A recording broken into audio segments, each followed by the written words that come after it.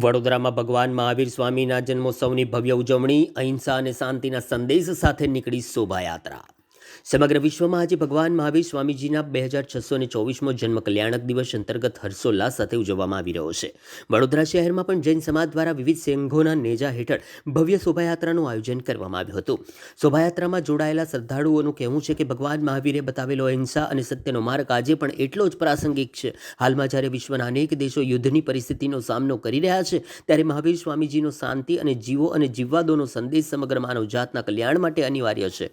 વડોદરાના માર્ગો પર નીકળેલી આ શોભાયાત્રામાં મોટી સંખ્યામાં મહિલાઓ અને પુરુષો પારંપરિક વેશભૂષામાં સજ્જ થઈને જોડાયા હતા અને ત્રિશલા નંદન વીર કી જય બોલો મહાવીરના નાદ સાથે વાતાવરણ ભક્તિમય બની ગયું હતું। આજે પ્રભુ મહાવીરનો 2624મો દિવસ છે। પ્રભુનો જન્મ કલ્યાણક દિવસ આજે ઉજવાય છે। પૂરા વિશ્વમાં આજે ખૂબ ધામધૂમથી પ્રભુ મહાવીરનો જન્મ ઉજવાય છે। આજે વડોદરામાં પૂરેપૂરા ચારે બાજુના સંઘો આજે ધામધૂમથી પ્રભુની શોભાયાત્રામાં જોડાયા છે।